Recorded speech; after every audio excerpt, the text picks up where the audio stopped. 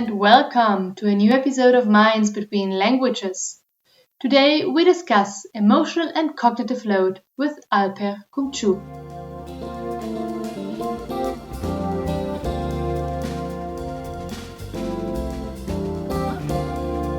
Alper, welcome to Minds Between Languages. It's a real pleasure to have you.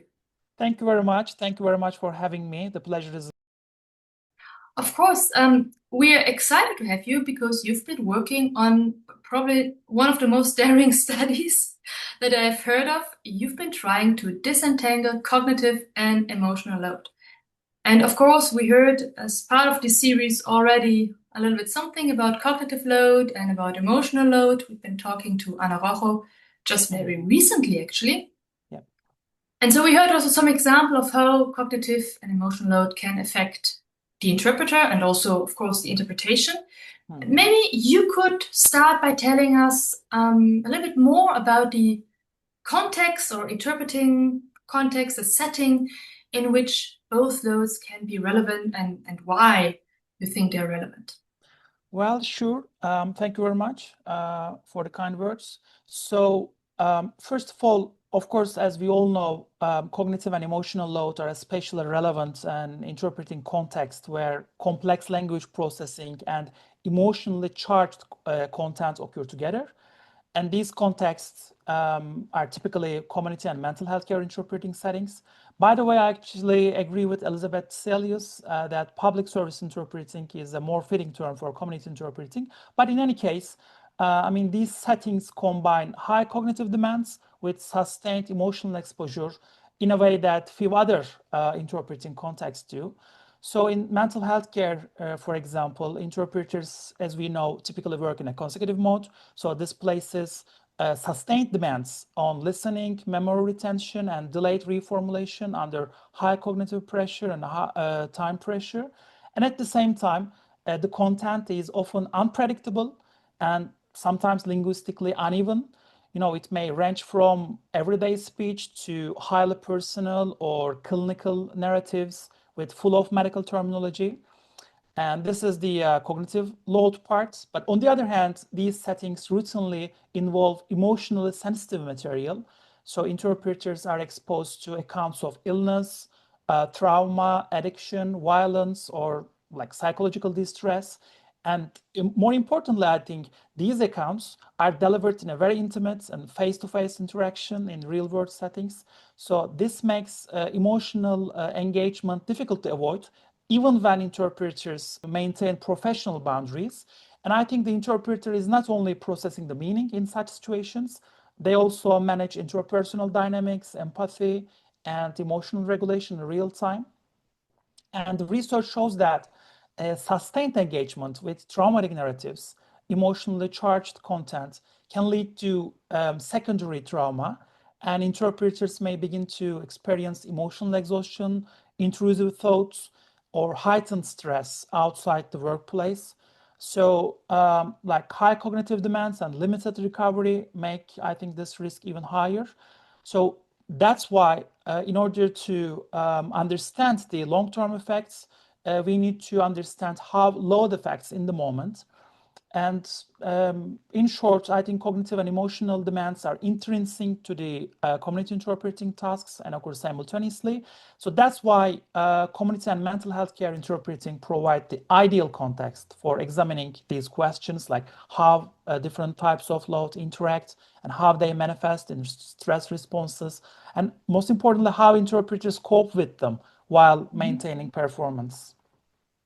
Excellent. Thank you very much. So we have on the one hand, we have high cognitive load, the unpredictability actually of the content, at a wide range of registers and all these kind of sometimes also really difficult topics to talk about. We have very sensitive encounters that lead to emotional load, that can even lead to vicarious traumatization, that explain very well, perfectly actually, why these two types of load are so important in mental health care settings. Now, what is interesting is actually that you focus on both types of loads, but most researchers actually concentrate on one type, right? It's either emotional or it's cognitive load. And then they study really the specific effects of this type of load. You are now tackling both at the same time. You're trying to pull apart the effects of both loads, right? You explain that. Mhm, Um, and you try to determine like to which extent each type of load affects the interpreter. Like, why do you think it is important to understand the contribution, the exact contribution of both loads? I mean, we could also argue that the exact extent doesn't really matter because it's simply important to know that they affect you and your interpretation, and then you may want to know how to deal with that. But kind of the exact contribution might not be so important. Why is this so mhm, important to you? mhm. I think it's a very important question, and it is true that we already know both cognitive and emotional load affect interpreters. But knowing that something has an effect is not the same as understanding how it works, how it operates. So I think if we do not separate these loads, we cannot tell which one is driving stress at a given moment. I think this matters because the extent of each load tells us where the pressure comes from. It tells us whether the main challenge is processing difficulty or emotional exposure. And it also tells us whether different types of load require different coping strategies. Mhm. Actually, in this study, our starting point was a very simple question. What is the origin of stress in interpreting? So it is very easy to say interpreting is stressful, full stop. But stress is a symptom, not an explanation. It's very important to understand that, I think. So the same level of stress can have very different causes, and those causes call for different responses. So if we assume that, for example, stress is mainly emotional, we focus on resilience, emotional distancing, or self-care. But if we assume that it's mainly cognitive, we focus on skills, automation, and task management. And without disentangling the sources, I think we risk addressing the wrong problem in the first place. So the key idea in this study is that cognitive and emotional load are not the same kind of demand. They draw on different resources, and they also manifest themselves differently in the body, in voice, and in subjective experience. So treating them as a single factor, I think, hides these differences. And to be honest, it limits what we can learn from the research. Mhm. Wonderful. And this is a very relevant question, of course, right? Because traditionally, anything that has to do with public service interpreting, healthcare interpreting, mental health care interpreting, has been framed as emotionally stressful or emotionally difficult, but not so much as cognitively difficult. I Mhm, think mhm, Elizabeth was mhm. one, and her research group were kind of one of the first one to address also cognitive challenges. And so Mhm. I think this is a very, very relevant question. Yeah, that's true. I mean, both loads occur at the same time in such Yeah. situations. So it is, as I said before, it is very important to understand the source. So I would like to say that, I mean, when we say load effect performance, for example, we often mean several very different things as if they were one single thing, like cognitive load, emotional load, stress, efforts, arousal. Sometimes they tend to get bundled together, but they do not necessarily work in the same way or have the same consequences. So if we do not pull them apart, I think we risk misunderstanding why performance suffers in some Mhm. situations, but in many cases it does not. Absolutely. And now you mentioned a study also that you conducted. You mentioned it several times. Um, I'm really curious to know how did you pull those two Mhm. types of load actually apart? How do you do that? How can you be sure that the interpreter experiences now cognitive or emotional load and not both of them at the same time? How do you do that? Yeah, it's a very frequent question that we get. I mean, and methodologically speaking, this was the study's core challenge, to be honest. And we tried to address it through a combination of different things, experimental control and careful stimulus construction and multimodal measurement. So first, we implemented a fully crossed 2 by 2 factorial design with emotional load and cognitive load as independent variables. And each of these loads were manipulated at 2 levels, high and low. And so this means like you had text stimuli or speeches that would be either emotionally challenging or cognitively challenging and not Exactly. challenging, etc. Right, Of exactly. So at the end of this construction process, we had 4 mental health care narratives: low emotional and low cognitive speech, low emotional, high cognitive speech, high emotional, low cognitive speech, and high emotional and high cognitive speech. So fully cross design. Yes, yes, 2 by 2 full factorial design. So it is important to underline that emotionality and cognitive difficulty were manipulated independently of each other. So it's not inferred post hoc after the experiment. And second, I mean, as much as possible, rigorously controlled and normed these narratives. So first of all, emotional load, it was validated using expert ratings. So we basically asked the experts to norm the speeches in Turkish. And we also asked the participants after the experiments. And we also used lexical emotional norms in Turkish, focusing on valence and arousal. So we tried to make sure that, yes, high emotional speeches were definitely emotionally challenging and disturbing. And on the other hand, cognitive load was operationalized using also multiple indicators. We used readability indices and expert judgments. But for this study, I mean, for the first time also in interpreting research for my career, we used natural language processing based measures, which are theoretically linked to processing effort in interpreting, because we know that readability indices do not really map onto interpreting difficulty. Yeah. So that's why we calculated other indices by using these NLP methods. So for example, we calculated surprisal, an NLP indicator, which captures contextual unpredictability. And this was at the word level. So it calculates how the next word is predictable, or the extent of the word's unpredictability or predictability according to the context it is situated in. And also we calculated semantic density. It also reflects conceptual dispersion across sentences. So how each sentence conceptually different from each other. And we also measured lexical density and richness, and they also index information load. So by using these indices, multi-method indicators, we normed our narratives, and that's how we that's how we constructed 4 different speeches into different variables. Sounds Oh, like a sorry. very, very thorough approach, right? I mean, you actually use like 3 levels, right? You have a Exactly. linguistic level, an Yes. NLP level, and of course, surprisal ties perfectly in also with what you said earlier, right? The unpredictability as a kind of a source of difficulty in interpreting. You have Right, expert exactly. ratings and you have the post hoc ratings of the participants. And now, tell me, did that all kind of align those ratings, or were there differences? Yes, actually, there were some differences. Especially, we found some differences between the NLP results and the participants' perception after the experiment.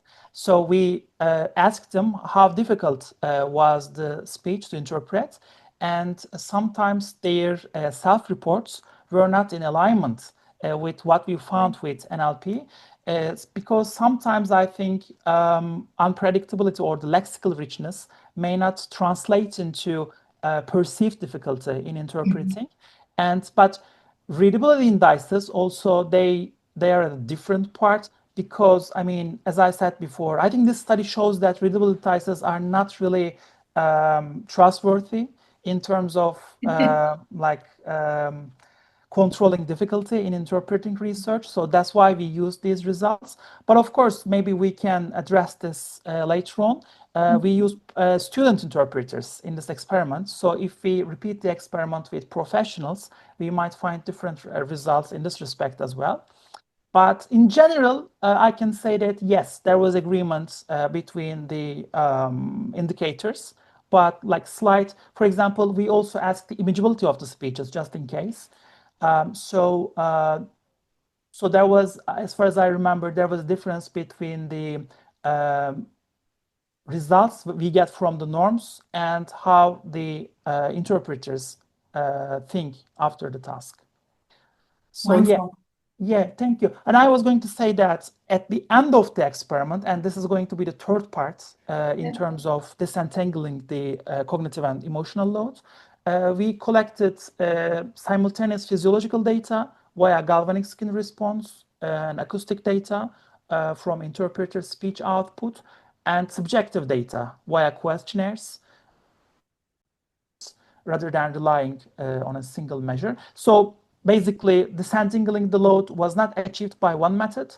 We tried to achieve this by aligning design, stimulus validation, and analysis around a common conceptual distinction. I think this is the most important and the most challenging part of the study because, I mean, of course, the obvious question was, okay, we know that these two loads occur simultaneously in these settings, but I mean, they are really entangled to each other. How are you going to separate one from each other? Absolutely. So it's very interesting also to see that all your measures actually align and that you were able to actually basically design perfect stimuli, right, for your study. As much as And possible. now, of course, you want to measure also the interpreter's experience. Like many people do that. You use questionnaires, but then also, what would be interesting to know is like how can you observe or what can you observe in the interpretations or also in the interpreter? Which measures did you use to measure cognitive and emotional load? Yes. One of the motivations behind the study was precisely that interpreters may not always be consciously aware how stress manifests while they are working. So, from the outside, we can observe stress through physiological and acoustic signals that operate largely below conscious control. And in this study, we particularly use skin conductance and voice parameters. So, to define skin conductance is a measure of how much the skin's ability to conduct electricity changes over time. This happens because tiny sweat glands in the skin become more active when the body is alert or stressed, even if we do not feel sweaty at all.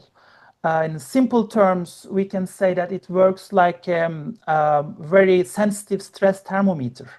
As the nervous system becomes more activated, skin conductance goes up, and as the body calms down, it goes down.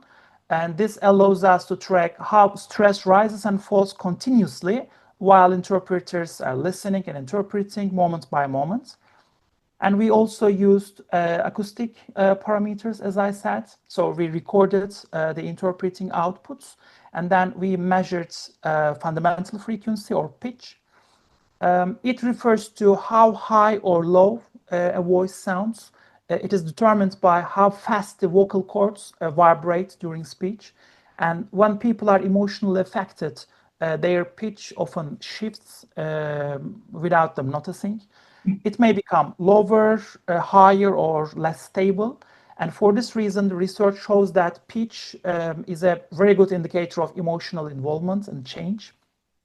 And also we analyzed voice intensity. It refers to how loud or soft the voice is. It reflects the amount of physical and cognitive effort put into speaking.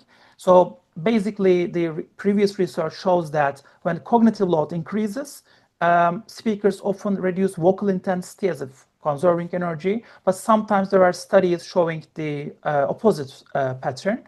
So change in intensity can therefore signal the cognitive demand of a task in any case. So we can say that these are outside in quotation indicators, so to speak. And on the other hand, we use questionnaires, as you said, and questionnaires tell us how people remember feeling, whereas physiology and voice tell us how body reacted in real time. So when these measures converge, when they give the similar or same results, we gain confidence. But when they diverge, when we find different results in these indicators, I think we learn something important about how different aspects of stress operate in interpreting. And this is basically what we found in this study. Mhm.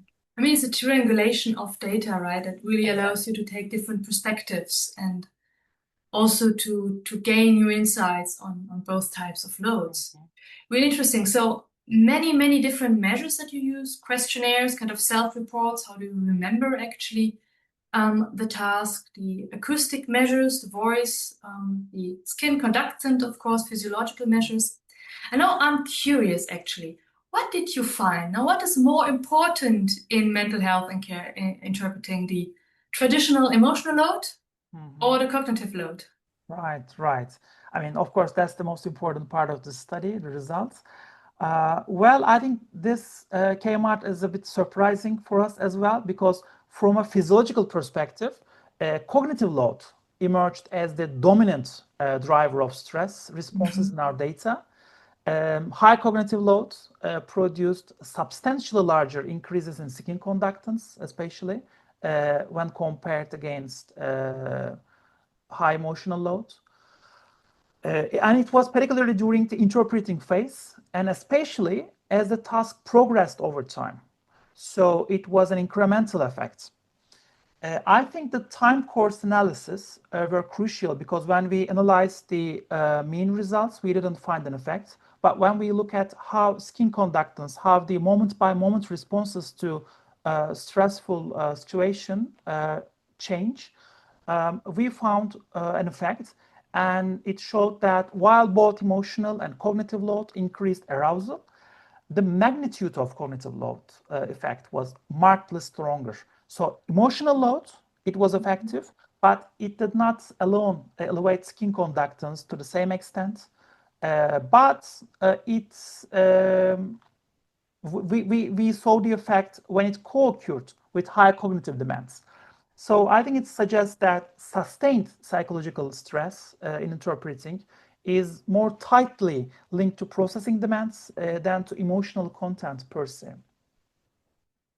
Interesting. And I would say this is a really new insight, right? So you find that the cognitive load increases over the task. Emotional load also increases, but to a lesser extent than cognitive load, Exactly, which is exactly. probably also a little bit surprising, maybe was also a little bit surprising for you, right? I don't know.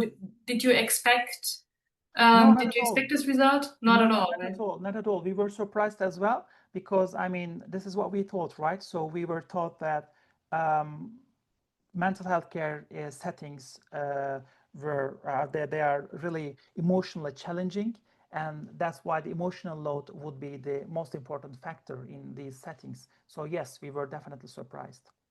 But also, I'm wondering now, there is so much research about emotional stress, emotional load in public service interpreting. Now you find, I don't want to say the opposite, basically, but you find that cognitive load is more important than emotional load. Does it now mean that emotions do not play any role? No, not at all. I mean, this is a very important distinction that we need to underline, emphasize. And this is where the results become particularly nuanced, actually, because emotional load clearly played a role, but in our study, it manifested differently from cognitive load.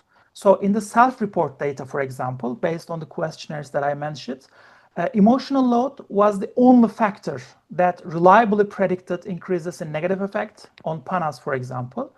So we found that interpreting emotional and negative narratives, so basically high emotion narratives, led to higher reported negative mood. But it was especially when emotional and cognitive load were both high. And there was also a significant interaction. It showed that emotional impact was strongest under conditions of simultaneous high load. And on the other hand, in the acoustic data, emotional load was reflected in pitch modulation, so how the fundamental frequency changed. And this means that changes in how high or low the interpreter's voice sounds.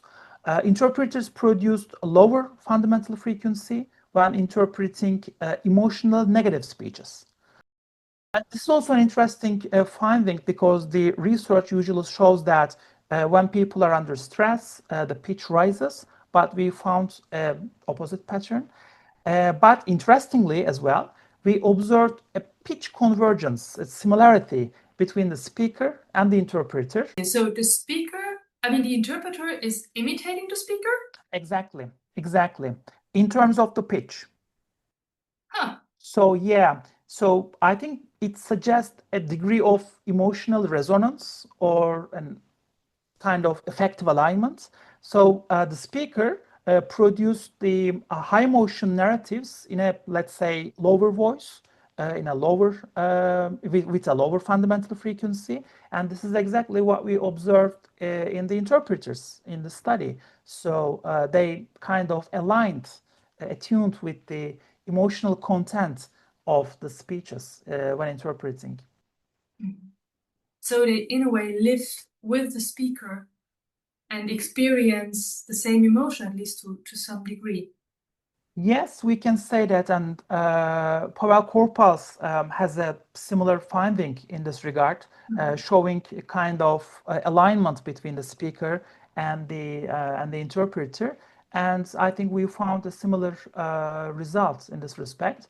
So, to answer your question in a shorter way, yes, emotional load is there and it's important, but processing it may be experienced subjectively in our study, and maybe it was expressed vocally without necessarily producing the same level of skin activation. So emotions matter, but let's say they leave a different empirical signature. I was also wondering whether maybe the emotions are processed, I mean, or whether the emotional processing is maybe delayed, so that you first deal actually with cognitive demands, and then maybe to a later point, which maybe you didn't measure anymore because it was not part of the task anymore, that would be the moment where the emotions kick in. Yes, that could be a reason as well, because in order to be affected by the emotional content, first you need to understand the content, and it needs to tap into the semantic level. But on the other hand, I think the interesting thing is that when we look at the time course plot, as I said before, it increases towards the end of the towards the end of the task. It goes both for listening and for interpreting as well. So I think the interpreters are for the listening part are planning for the next stage, and this is what drives the cognitive load or the responses to the cognitive load, and that's why we saw a sharp increase towards the end of the listening stage. And then when the interpreting stage starts, they immediately understand how difficult it is going to be for them. So they focused on the, let's say, the difficulty dimension, difficulty part of it. And then in order to, of course, as I said, to be affected by the disturbing content of the material, of course, you need to go on and you need to put the pieces together. And after the end of the talk, you can maybe be affected by the whole story, let's say. Yeah. It's also interesting what you were saying, this kind of preparation to the response, right, during the listening phase. So you listen and you already prepare, and that's where you already see that the cognitive load or kind of the physiological measures are already increasing. And this brings me to another, maybe more general question, a question that I've been discussing with different people. Um, what would you say? Should we talk about load or about effort? And also, you mentioned arousal and stress, and where would all those constructs fit into the picture? Right. So we are talking about so many different things, and I think it's very important that we need to come up with very precise operational definitions, because it is important what we are measuring, what we are discussing about. So yes, the distinction matters. And I know that you have been talking this distinction with different researchers in the previous episodes. So what I'm going to say would be an extension what they have said already, but load is what the task demands, and effort is what the interpreter invests to meet those demands. And stress and arousal, they appear when effort approaches or reaches its limits. So it is a very well-known analogy, but I would like to repeat it here. It's like carrying groceries. Like two people may carry the same bag. Okay, so for one person it might feel effortless, but for the other it feels exhausting. So the load is the same, but the efforts and the resulting stress are not. So our findings particularly suggest that interpreters are often very good at regulating efforts, I think. So this means that stress is not simply a sign of failure, because we didn't find a change in the accuracy between the speeches.